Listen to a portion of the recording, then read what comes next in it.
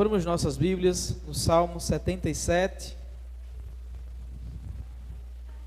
Hoje nós iremos estudar mais um Salmo de Asaf. Salmo, capítulo 77.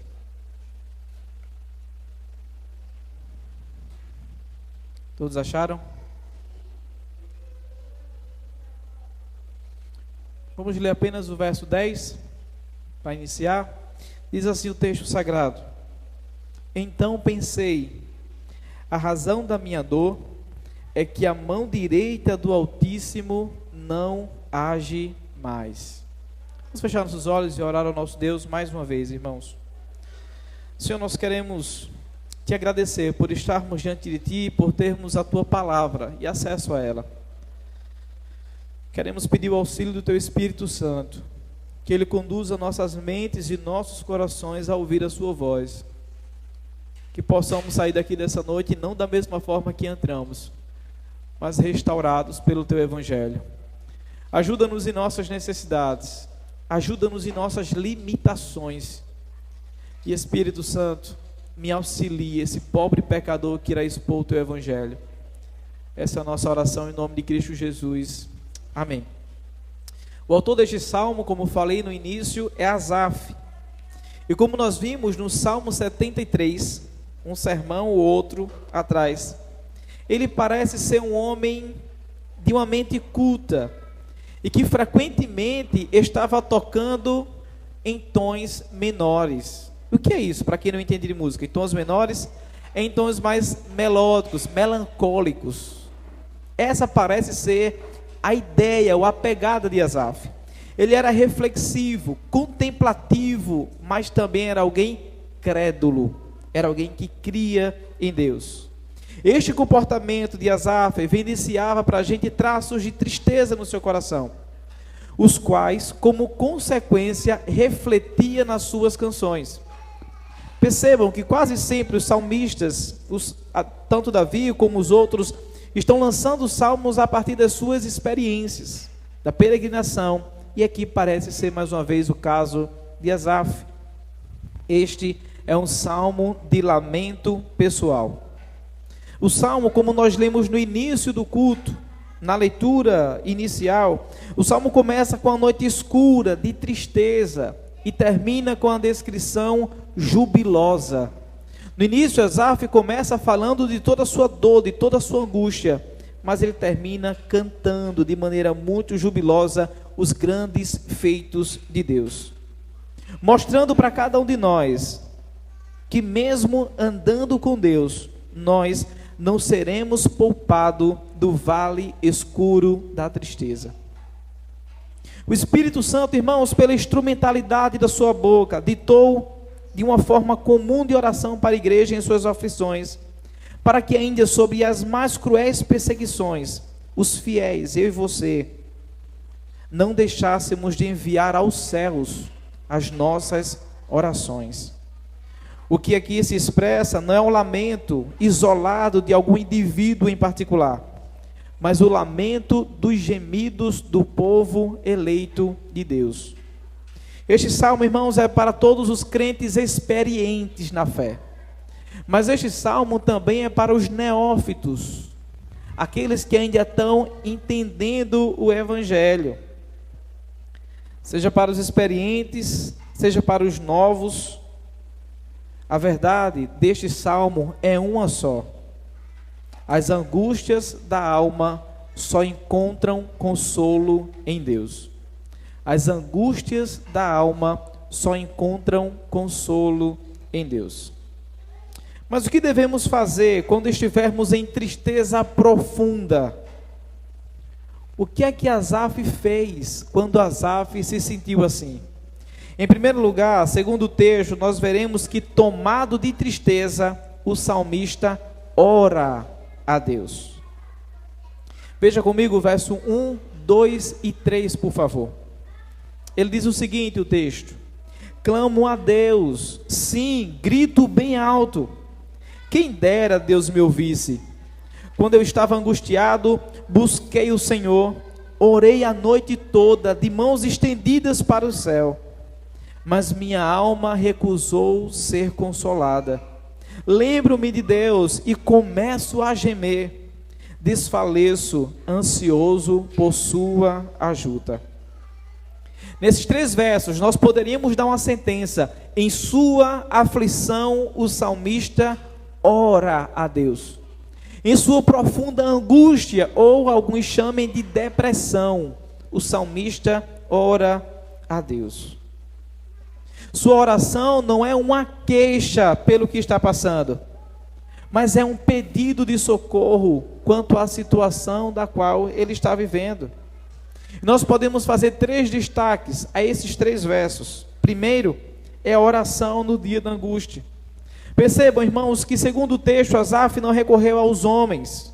Quando estava angustiado, quando estava em tristeza profunda, Asaf não recorre aos homens, Asaf recorre ao Senhor em oração.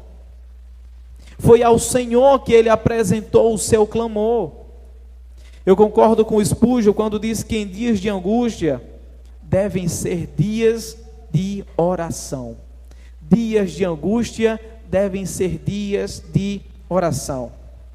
O dia da aflição força então os nossos joelhos, mesmo enferrujados, a se dobrarem diante de Deus e recorrer a Ele por socorro.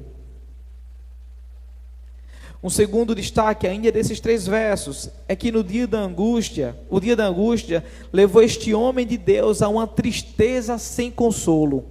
Foi o que nós vimos no verso 2. Ele diz: quando eu estava angustiado, busquei o Senhor, orei de noite, a noite toda, de mãos estendidas para o céu, mas a minha alma recusou ser consolada. O dia da angústia levou esse homem a uma tristeza sem consolo.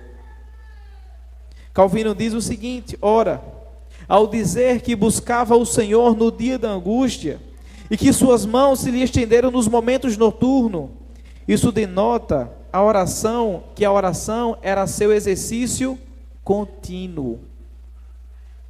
Ao dizer que levantava as mãos e de maneira noturna, todos os momentos ele estava orando, ele está dizendo para a gente que ele estava orando de maneira contínua, que seu coração estava tão solista, incansavelmente engajado nesse exercício, que ele não podia desistir em hipótese nenhuma de orar a Deus. Na sentença final do versículo, a partícula adversativa, embora, deve suprir a lacuna. E então o significado ficará assim: embora o profeta não encontrasse nenhum consolo, e nenhum consolo para a amargura de sua tristeza, ainda assim prosseguia com suas mãos estendidas rumo a Deus. Um terceiro destaque desses 3 versos que nós podemos fazer é que no dia da angústia, Asaf foi abatido em seu espírito. O salmista disse no verso 3 que lembra de Deus e começa a gemer e desfalecer, ansioso por ajuda. A pergunta que poderíamos fazer desse verso 3 é: como que alguém, em meio à angústia, em meio à depressão profunda, lembra de Deus e começa a gemer, lembra de Deus e começa a desfalecer? Por que Asaf desfalece quando ele lembra de Deus? As lembranças e meditações de Asaf, longe de reanimá-lo da sua situação, desfalece ainda mais o seu espírito. Porque Asaf está imerso em sua dor, mergulhado, ruminado o seu sofrimento e atordoado pela sua tristeza. Nas palavras do pregador Spurgeon, ele diz: aquele que é a fonte de prazer para a fé, no caso de Asaf, tornou-se objeto de medo para o coração perturbado do salmista. Outro comentarista, falando sobre isso, ele diz: o profeta, contudo, não pretende dizer que seu coração era atingido por uma nova angústia e uma nova inquietude todas as vezes que ele lembrava de Deus. Ele simplesmente, quando diz que gemia e desfalecia quando lembrava de Deus, ele simplesmente lamenta que nenhuma consolação emanava de Deus que lhe apreciasse alívio. E essa era uma provação muitíssimo difícil de suportar. Imagine Asaf em sua profunda angústia, em sua profunda tristeza, lembrar de Deus e lembrar que Deus não está o consolando naquele momento. Por quê? Porque Asaf está olhando pelos olhos terrenos. Asaf está olhando para si apenas. E olhando para a sua tristeza, ele está imerso nela. Ele está mergulhado a ponto de não conseguir sair dela. Sua próxima fala, no verso 4, tem como anterior o mesmo propósito. O salmista afirma que todas as noites, em vigília, porquanto Deus não lhe concedia alívio. Ele diz o seguinte no verso 4: Tu não me deixas dormir, estou tão desesperado que não consigo falar. Asaf não consegue dormir, Asaf nem consegue falar, ele está insone e também está mudo. Como falei, quero repetir novamente, este é um tipo de depressão profunda nos dias de hoje. Asaf sairia com o diagnóstico da mão de um psiquiatra, de que ele estava com depressão profunda, tristeza profunda.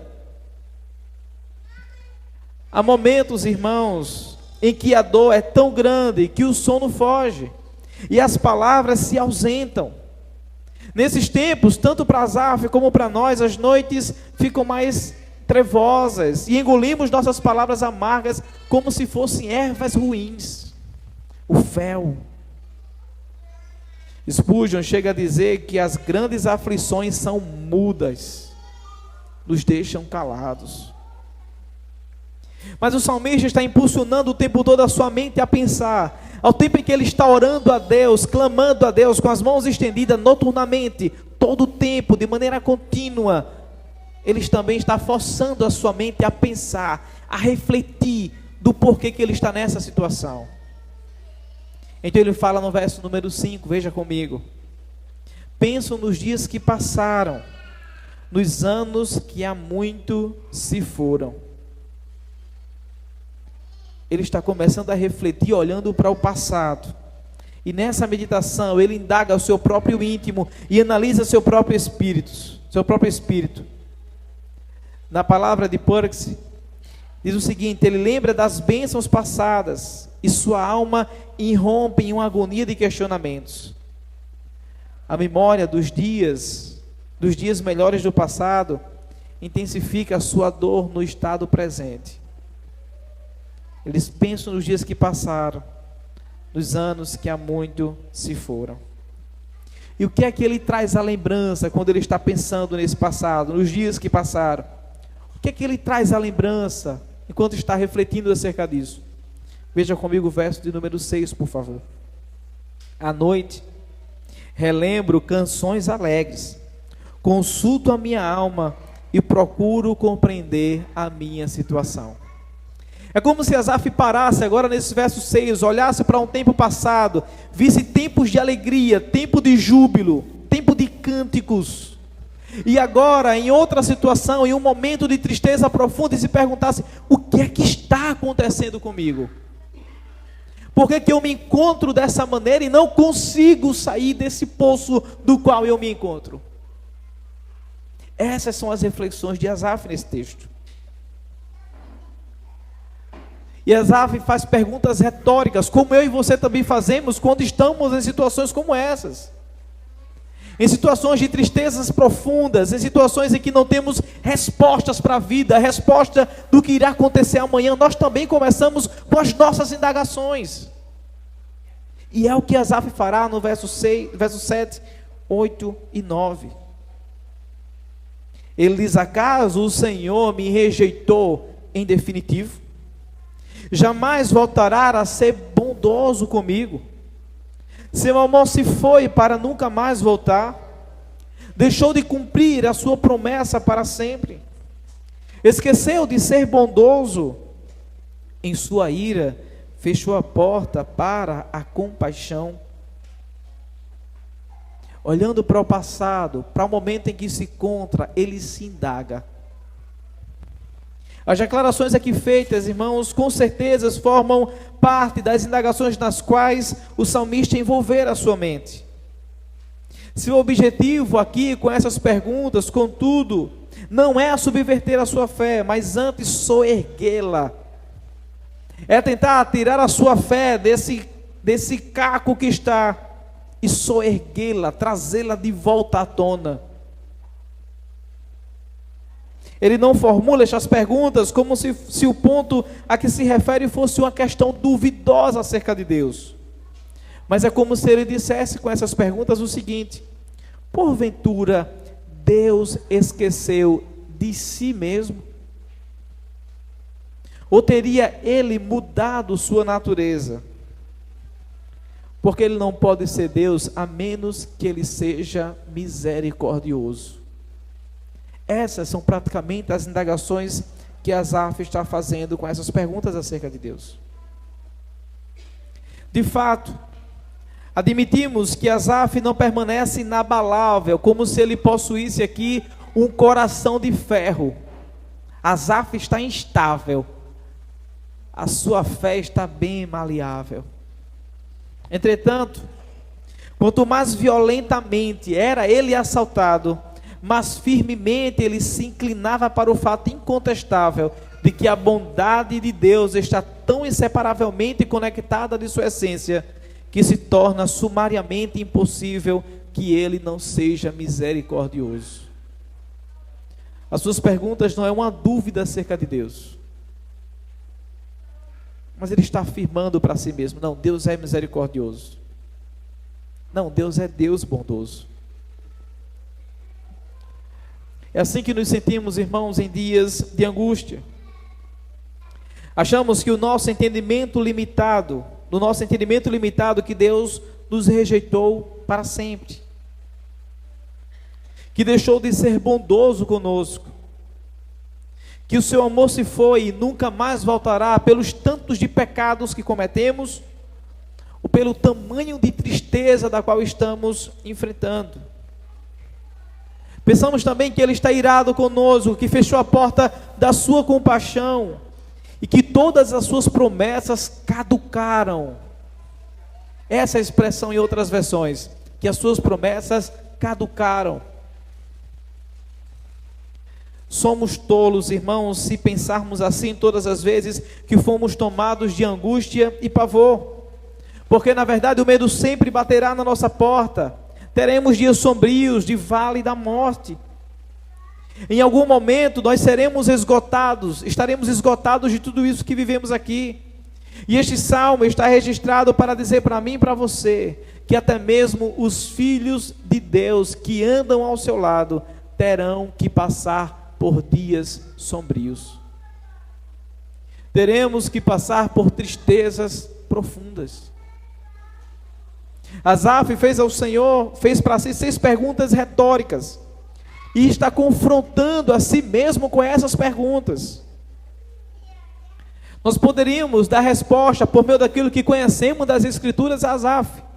Sobre cada pergunta retórica que Asaf fez, nós poderíamos dar respostas afirmativas, embasando cada texto bíblico. Quando ele pergunta se rejeita o Senhor ele para sempre, nós poderíamos dizer a Asaf que não, Deus não rejeita o seu povo ou os seus para sempre, porque ele é fiel à sua palavra.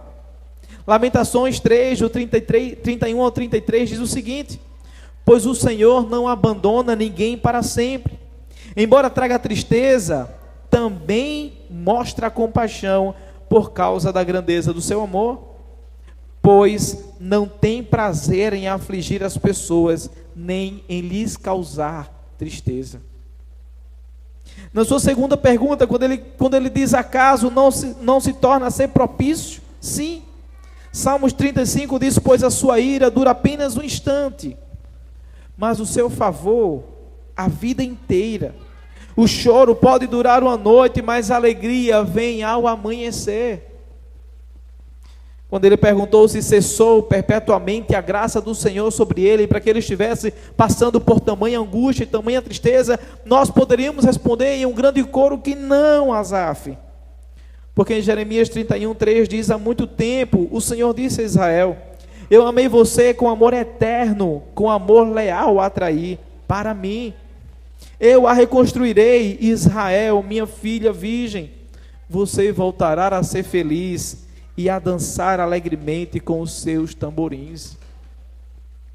Sobre a pergunta de se as suas promessas caducou, nós poderíamos também dizer para Asaf que não. Em 1 Reis 8:56 diz o seguinte: bendito seja o Senhor, que deu descanso a Israel, seu povo, como havia prometido. Não ficou sem cumprimento nem uma de todas as boas promessas que ele fez por meio do seu servo Moisés. Sobre a pergunta retórica de que Deus deixou de ser benigno, não também. Isaías 49, do 14 ao 18, diz o seguinte: Sião, porém, disse: o Senhor me abandonou, o Senhor me desamparou. Será que uma mãe pode esquecer do seu bebê quando ainda a mama? E não ter compaixão do filho que gerou? Embora ela possa esquecer, eu não me esquecerei de você. Veja, eu gravei você nas palmas das minhas mãos, seus muros estão sempre diante de mim. Na sua última pergunta, ele diz: na sua ira, terá reprimido Deus as suas misericórdias? Não. Lamentações 3, 22, 24 diz: graças ao grande amor do Senhor é que não somos consumidos, por causa da sua misericórdia inesgotável. Nós podemos nos apegar a todas essas respostas que nós estamos dando, caso estivéssemos diante de Asaf.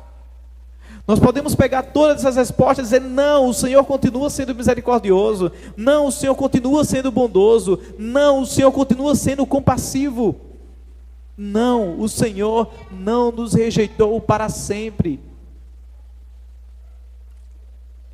Haverá muitos e não poucos dias, irmãos, em que a angústia dominará o nosso coração. A voz embargada pelo choro não conseguirá dizer apenas uma palavra. E lembrar a alma que Deus está vendo tudo isso e aos nossos olhos não está fazendo nada, possa ser que nos traga ainda mais aflições. Porque nós estamos olhando a vida e todas as provações e tribulações da perspectiva daqui. Nós estamos olhando para as angústias das quais passamos na perspectiva daqui. Um olhar pequeno e limitado que nós temos do plano redentivo de Deus. Mas do outro lado, Ele sabe o que está fazendo quando nos aflige com sofrimento. Do outro lado, Ele sabe o que está fazendo quando nos traz angústias profundas para a nossa alma. Em dias assim, não nos desesperemos. Lembre-se que Ele não nos esquece, que a sua promessa não caducou, que a sua promessa não envelheceu, ela permanece ativa e em vigor. Calvino diz que, e assim, cabe-nos reagir contra o desespero, para que a nossa dor, ainda que nos pareça incurável, não feche a nossa boca e nos impeça de derramar nossas orações na presença de Deus. Nessas horas, como diz Spurgeon, o silêncio da noite não nos oferece repouso. A cama nos serve como tortura, o corpo fica em tormento e o espírito fica em angústia. Era assim que Asaf estava se sentindo, e é assim que nos sentimos vez por outra. O que deveríamos então fazer? Deveríamos, como falei, mesmo com os joelhos enferrujados, orar ao nosso Deus. Deveríamos, mesmo com os nossos joelhos enferrujados e que com o nosso conteúdo raso e pobre, deveríamos erguer a nossa voz, abrir nosso coração e clamar a Deus por alívio sobre todos os nossos sofrimentos.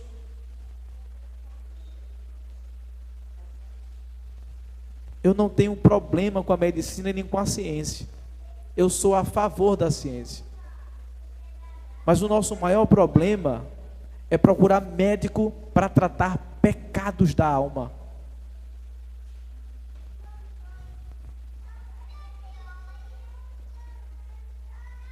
Nas Sagradas Escrituras, Davi experimentou, irmãos, tristeza profunda. Isso não é somente com relação a mim e a você. Nas Escrituras nós temos registros de pessoas que passaram por depressões profundas, tristezas profundas, grandes angústias. Davi, por exemplo, ficou triste por conta da perda de seus filhos, em 2 Samuel, capítulo 12, verso 16. Ele experimentou o pesar por causa do seu pecado.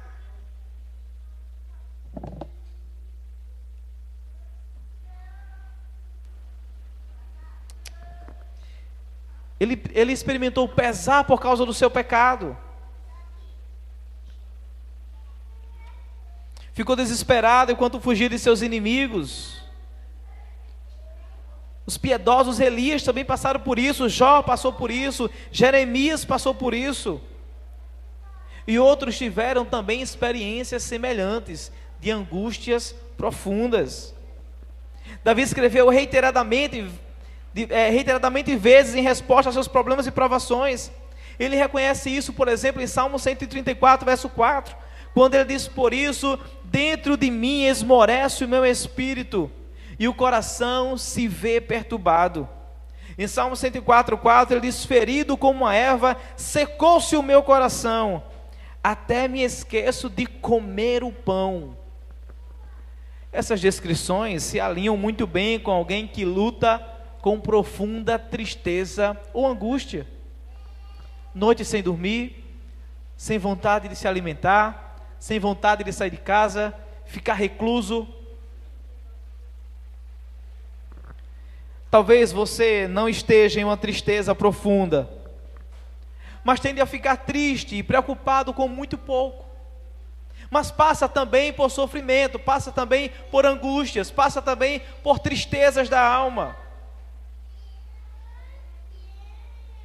Seja este ou aquele, a Bíblia, irmãos, oferece resposta suficiente para quem, em alguma medida, prove dessas provações. O texto de Salmos 34, por exemplo, apresenta uma perspectiva plena em esperança em meio à tristeza e ao sofrimento profundo experimentado por Davi. Ao longo desse salmo, Davi continuamente se volta ao Senhor, dizendo o seguinte: busquei o Senhor e Ele me acolheu, livrou-me de todos os meus temores. Os que olham para Ele ficarão radiantes, o rosto deles jamais se cobrirá de vexame. Clamam os justos, e o Senhor os escuta, e os livra de todas as suas angústias.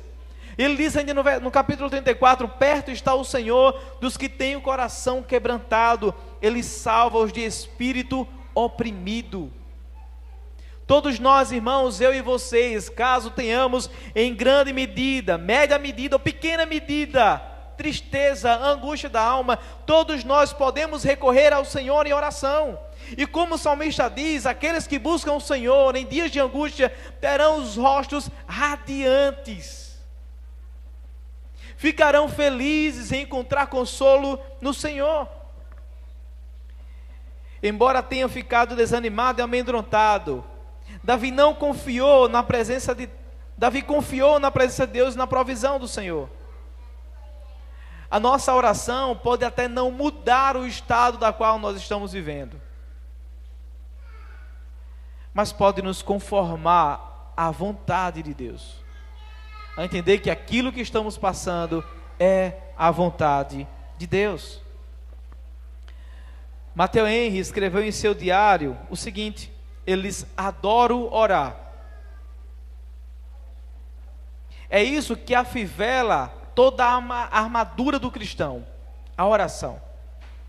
Ele diz: visto que o cristão precisa usar a armadura de Deus o tempo todo, precisamos também orar sem cessar. De acordo com ele, os benefícios daqueles que oram são os seguintes: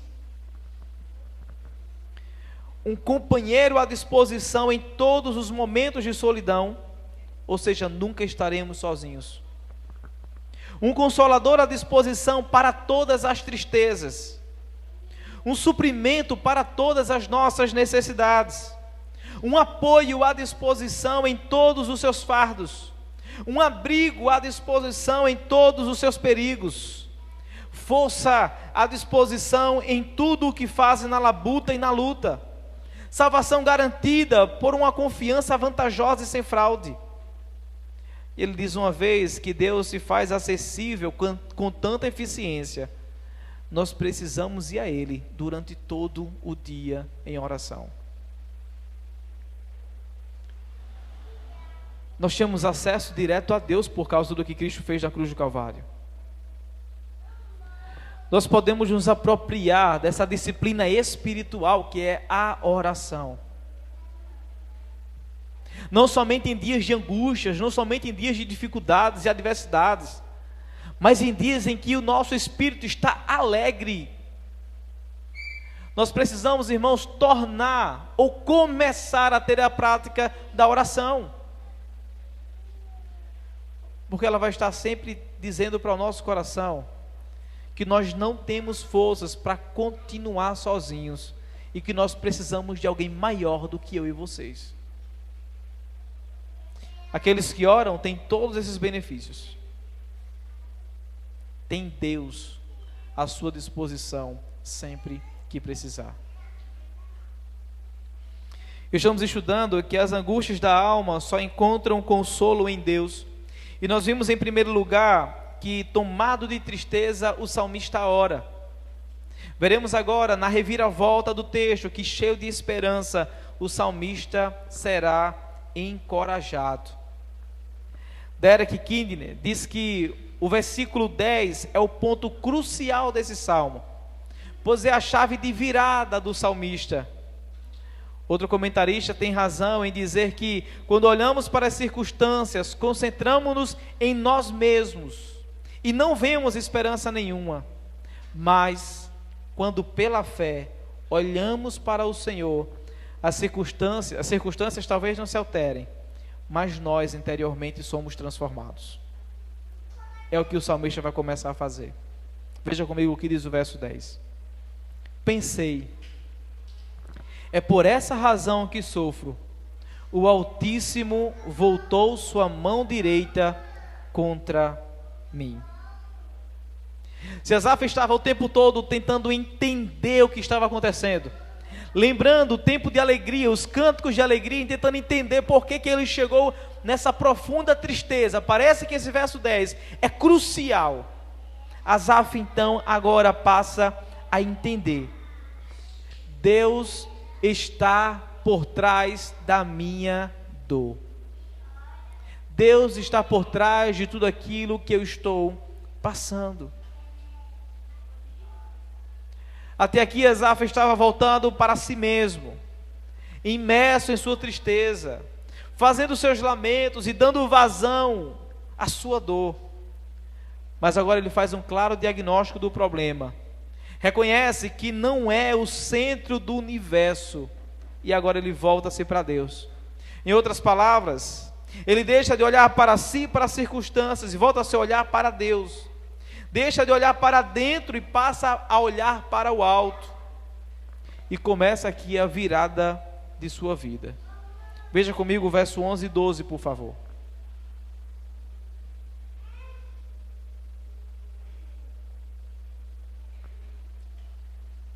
Depois, porém, lembro-me de tudo que fizeste, Senhor. Recordo-me de tuas maravilhas do passado. Estão sempre em meus pensamentos. Não deixo de refletir sobre teus poderosos feitos. Qual antídoto Asaf toma para ser encorajado? Esperança.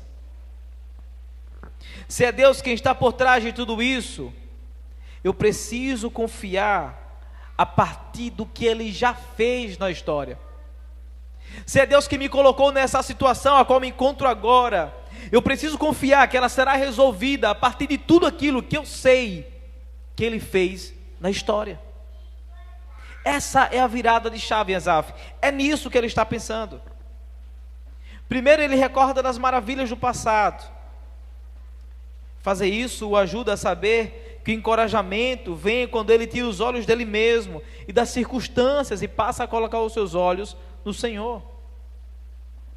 O que ele quer dizer em suma é que o maravilhoso poder de Deus, que sempre publicara pela preservação e salvação de seus servos, contando que meditemos devidamente sobre ele, é suficiente para capacitarmos a vencer todas as angústias. Asaf agora está olhando para o alto, está olhando com outra perspectiva. Ainda com os olhos no alto, ele diz no verso 3: teus caminhos, ó Deus, são santos. Que Deus é poderoso como o nosso Deus. Asaf, irmãos, está trilhando o caminho da compreensão. Asaf está realinhando a sua teologia, aquilo que ele acredita, aquilo que ele tem fé. E com essas perguntas está colocando o seu coração de volta no lugar de origem. A sua fé está começando a ser reestabelecida. Ele está voltando os seus pés para a rocha. Se ele estava submerso, afundando em tristeza, afundando em angústia, e se questionando como sairei desse lamaçal pesado no qual não consigo nem dar um passo, agora os seus pés já começam a ficar mais sobre a rocha, e ele começa a ver ao longe a sua esperança. Parece que as coisas agora estão se encaixando na cabeça de Asaf. Ele está começando a olhar Deus por outra perspectiva. Se os homens olhassem então para Deus com os olhos puros, eles seriam levados, irmãos, sem muita dificuldade, a descansar com satisfação exclusivamente em Deus. Porque quem é Deus como o nosso Deus? Essa é a pergunta que Asaf está fazendo para si mesmo. Quem é Deus como o nosso Deus? E Asaf responde quem é Deus. Veja comigo o verso 14 e 15. És o Deus que realiza maravilhas, mostra o teu poder entre as nações. Com teu braço forte resgatastes o teu povo, os descendentes de Jacó e José. À luz desse fato, nós aprendemos, irmãos, que a glória de Deus está sempre bem perto de nós. E que Ele tão franca e claramente se desvendou que não podemos com razão pretender qualquer justificativa de ignorância acerca de quem Ele é. Tudo o que Ele fez está revelado e tem as suas marcas em toda a criação. Não há espaço para ignorância, tanto daqueles que conhecem intimamente, como daqueles que não o conhecem. Porque a natureza expressa quem é Deus. Depois de dizer quem é o nosso Deus, que Ele realiza maravilhas, quais maravilhas Asaf tem em mente? As maravilhas que Asaf tem em mente, que lhe encoraja, e vão dando essa reviravolta, ele colocando agora com os pés sobre a rocha, é Deus salvando o seu povo do Egito. Veja comigo o verso 16 até o verso 20, por favor. As águas te viram, ó Deus, as águas te viram e estremeceram. Até as profundezas do mar se agitaram. As nuvens derramaram chuva. Os trovões ressoaram nas alturas.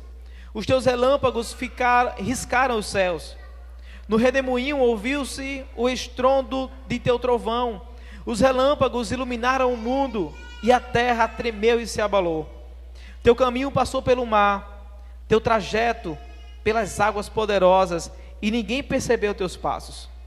Conduziste teu povo como um rebanho de ovelhas pelas mãos de Moisés e Arão. Um comentarista diz para a gente que Asaf passa a relatar, com linguagem poética e majestosa, o grande livramento de Deus do povo de Israel na travessia do Mar Vermelho. Depois de saírem do Egito, chegaram ao mar. As montanhas ao redor deles, o exército de Faraó atrás deles, e pela frente, o intransponível Mar Vermelho. Esses servos de Deus, Israel, poderia naquele momento começar a indagar também, em sua profunda angústia. Montanhas, o exército e o mar. O que fazer? Encurralados pela morte, Deus abriu-lhes um caminho no meio do mar. É isso que Asaf está tendo em mente, é sobre isso que Asaf está analisando. É nisso que ele está colocando a sua esperança, vendo aquilo que Deus fez no passado. Encurralados pela morte, Deus deu-lhes um caminho no meio do mar. As águas viram a Deus e temeram. Os abismos se abalaram. Os raios fuzilaram desde as alturas, cruzando os céus de um lado para o outro. O trovão ribombou, ecoando por toda a redondeza, e os relâmpagos luzídeos iluminaram o mundo. A terra se abalou e tremeu como que um grande abalo sismático. Então Deus feriu as águas do Mar Vermelho e abriu um caminho para o povo de Israel passar a pés enxutos. E depois deu ordem para que as águas se fecharem. Em outras palavras, o caminho dos hebreus tornou-se a sepultura dos seus inimigos. Em momento de angústia do povo de Israel, o que era dificuldade, o que era o intransponível, Deus fez a sepultura dos seus inimigos. O comentarista, descrevendo a transição dos versículos 16 a 19 para o versículo 20, o final, escreve o seguinte: que transição! Da tempestade para a paz, da ira para o amor. Quietamente com o rebanho, Israel foi dirigido pela agência humana que velou a glória excessiva da presença divina. O destruidor do Egito, nesse caso, irmãos, era o pastor de Israel. Expulsou de diante de si os inimigos, mas foi adiante do seu povo. O céu e a terra lutaram a favor dele contra os filhos de Cã, servindo igualmente aos interesses dos filhos de Jacó, como diz o texto. É pensando, irmãos, nesse Deus que realizou essas maravilhas, que Asaf tem sua angústia aliviado, e é encorajado a olhar diferente para Deus e para o seu sofrimento. Mas percebam, o texto não termina dizendo que Asaf foi livrado de sua angústia. O texto só termina com Asaf louvando a Deus. Asaf termina louvando a Deus apesar da sua angústia. Orar ao Senhor não quer dizer que Deus vai nos livrar da angústia naquele momento, mas vai nos consolar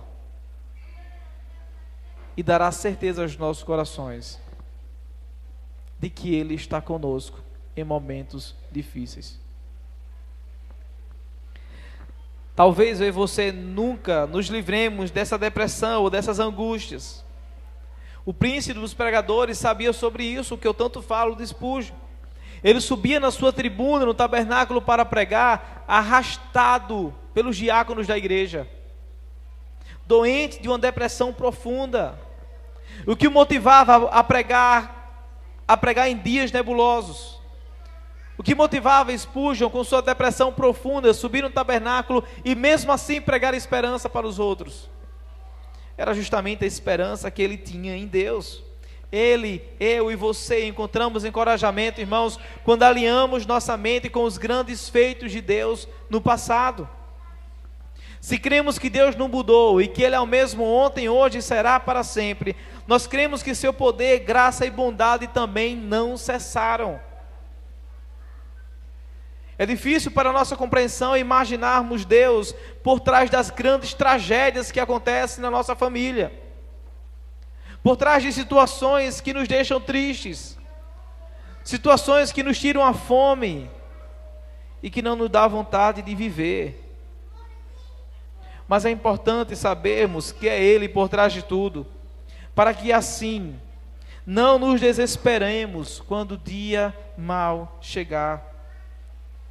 E sabermos com isso que Ele está nos proporcionando sofrimento para nos moldar à imagem de Cristo Jesus, para sermos cada vez mais parecidos com Cristo Jesus.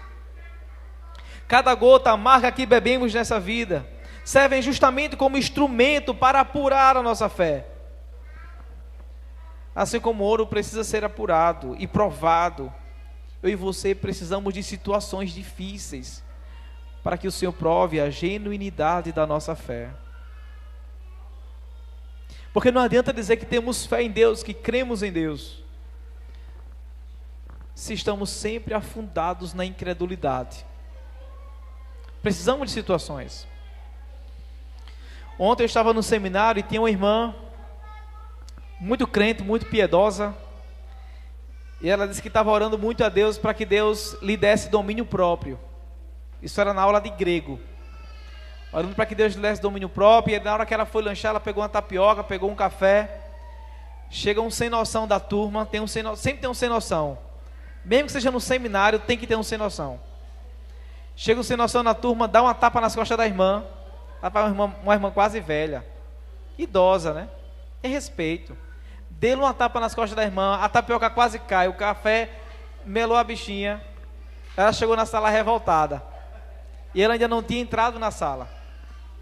Rapaz, eu estava orando a Deus por domínio próprio, mas o que veio foi demônio próprio. Eu disse, minha irmã, ele está aí, daqui a pouco ele entra. Ele entrou e disse, irmã, pense comigo, se não houvesse essa situação, como a senhora ia saber que a senhora cresceu alguma coisa em seu domínio próprio? Me parece que a senhora foi reprovada. Por quê? Porque ela disse que a vontade era soltar a mão na cara dele. Mas me parece que a senhora foi reprovada nesse teste. Vai haver outra situação, então a senhora se prepare. E não mate o irmão no seu coração.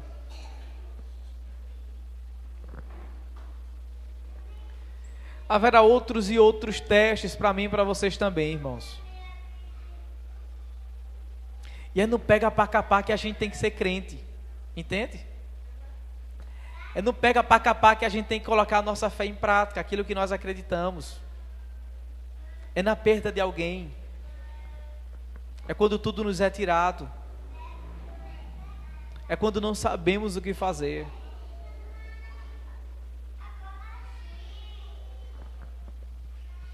Como então nós iremos viver com esperança se não tivermos tempestades que tentem provar a nossa esperança? Eu acho que facilmente seríamos um dos israelitas que junto com os egípcios na beira do mar disseram a Moisés, ô Moisés, nos trouxesse para cá para morrer? Eu acho que nós faríamos também essa mesma oração. Eu acho que nós estaríamos entre o moitim que eles estavam criando para indagar a Deus acerca das dificuldades. Ô Deus, olha bem para cá, na frente tem um mar, aos lados tem montanha, atrás está o exército, está de brincadeira com a minha cara. Nós seríamos uma das pessoas que estariam no moitim contra Deus, desconfiando do seu poder, desconfiando que Ele poderia nos tirar daquela situação. Deus não vai, irmãos, colocar na nossa frente rios que dê na canela. Ele colocará sempre mares vermelhos na nossa frente, para testar quem somos, o que somos e onde estamos firmados. Possa ser que Ele nem abra os mares que Ele coloca na nossa frente, mas eu lhe garanto, que se você estiver com Ele, mesmo em meio à sua morte, no último instante da sua vida, você será consolado. É disso que precisamos. Foi isso que Asaf fez com o seu coração. Ele lembrou-se das maravilhas de Deus, lembrou do que aconteceu com Israel saindo do Egito e ficando de frente ao Mar Vermelho. Ele foi encorajado, ele foi consolado pelo Senhor. Não sabemos o tempo em que durou sua angústia, o tempo em que durou essa depressão profunda, mas ele passou por essa tempestade sendo consolado e encorajado pelo Senhor. Por isso, irmãos, precisamos lembrar das obras do Senhor. Nós precisamos meditar nas suas obras e falar das suas obras também para os nossos corações. Falar das suas obras para os nossos filhos. E filhos, crianças que estão nessa noite, vocês precisam também ao mesmo tempo se interessarem para saber aquilo que o nosso Deus fez por nós.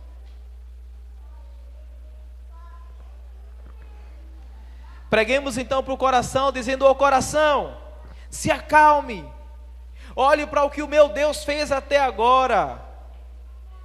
Quem é Deus como o nosso Deus?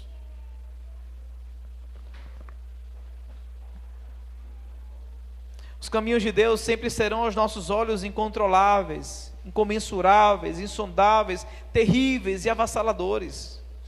Mas sobre tudo isso, Ele está governando e sabe, irmãos, como fazer e o que fazer. Assim como no Egito, o grande pastor está guiando as nossas vidas. A sua igreja é o seu rebanho, e como bom pastor, com certeza, Ele irá nos levar a pastos verdejantes nele. Por isso, se agora você só vê vale de sombra de morte, se acalme, lembre do que Ele fez, medite e fale para o seu coração que Ele é o nosso Deus. E esse Deus é o Deus que realiza maravilhas e mostra o seu poder entre as nações. Quando olhamos, irmãos, para o nosso Deus, nós lembramos que nós não servimos a um deusinho, não servimos a um Deus minúsculo para ficarmos paralisados e com medo. Nós somos todos filhos do Deus Todo-Poderoso, que nos amando, entregou o seu próprio Filho para romper a nossa maior dificuldade, a morte eterna. Por isso nós podemos ser consolados também nessa noite, e dizer: considero que os nossos sofrimentos atuais não podem ser comparados com a glória que em nós será revelada. Romanos 8,18. Pregue isso para o seu coração nessa noite. Considero que os nossos sofrimentos atuais não podem ser revelados, não podem ser comparados com a glória que em nós será revelada. Para finalizar, a angústia da alma só encontra consolo em Deus. Na primeira parte desse sermão, nós vimos o salmista com a tristeza profunda, pensando na perspectiva terrena e por ela guiando o seu coração a orar. Mas na segunda parte do texto, nós temos o salmista cheio de esperança e sendo encorajado. O que ele fez? Ele cantou as maravilhas de Deus. O que levou ele a isso? As lembranças de tudo aquilo que Deus fez pelo seu povo. As angústias da alma podem ser consoladas todos os dias das nossas vidas. Como nós podemos fazer isso? Lembrando o que Cristo fez pelo seu povo. Ele não somente rompeu a barreira da morte eterna, mas garantiu para todos nós uma eternidade de plena satisfação ao seu lado. Se por aqui às vezes nos sentimos sem vontade de comer, de viver, e o choro é a nossa maior companhia, Cristo garantiu para mim e para você que ao lado dele nós comeremos a mesa dos santos redimidos. Nós viveremos felizes e haverá felicidade em viver. Nós sorriremos e o nosso choro com ele não será mais de tristeza, mas choro de alegria, porque ele será o nosso consolo para sempre. Estamos nas mãos de Deus, tanto agora como na eternidade. Por isso meu convite a você é que estejamos com os pés aqui, mas com o coração na eternidade. Isso muda tudo. Feche seus olhos, curve sua cabeça e ore ao Senhor em resposta àquilo que vocês ouviram.